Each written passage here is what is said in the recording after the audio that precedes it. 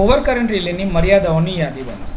તો ઓવરકરન્ટ રિલેની થોડી ઘણી મર્યાદાઓ અહીંયા આગળ લિસ્ટ આઉટ કરેલી છે, તો એ જરાક સમજીએ. પહેલું છે સમય કરંટની લાક્ષણિક, મતલબ ટાઈમ કરંટ કેરેક્ટરિસ્ટિક જે આપણે જોઈએ છે. તો દરેક અલગ ઓવરકરન્ટ રિલે માટે અલગ અલગ કેરેક્ટરિસ્ટિક આપણે પ્લોટ કરીએ છીએ. ઇનરશ કરંટથી અફેક્ટ થાય છે. સિલેક્ટિવ કોઓર્ડિનેશન એટલે કે નોર્મલી ઇન્વર્સ કેરેક્ટરિસ્ટિકની જોડે નોર્મલી ઇન્વર્સ કરંટ કેરેક્ટરિસ્ટિક જ તમે કોઓર્ડિનેટ કરી શકો છો. ફોલ્ટ લોકેશનની એના પર અસર થાય છે. લિમિટેડ ડિસ્ક્રિમિનેશન ફીચર છે, એની સેન્સિટિવિટી લિમિટેડ છે. વાતાવરણની પરિસ્થિતિ એટલે કે એન્વાયરમેન્ટલ કન્ડિશન્સની એના ઉપર અસર થાય છે. ડિગ્રેડેશન એન્ડ એજિંગ, કેમ કે ઇલેક્ટ્રોમિકેનિકલ પ્રકારના રિલેઝ છે. સુરક્ષાની ખોટી સેન્સિંગ, આનો મતલબ થાય છે કે ભાઈ મિસ કોઓર્ડિનેશન ઇન સેન્સિંગ, કે ભાઈ અમુક વાર તમે સેન્સિંગ કરવામાં થાપ ખાઈ જાય છે અને જરૂર ના હોય તો પણ એ માલ ફંક્શનિંગ થાય છે.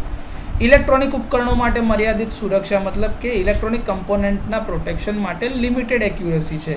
તો આ થોડી ઘણી મર્યાદાઓ છે ઓવરકરન્ટ રિલેની.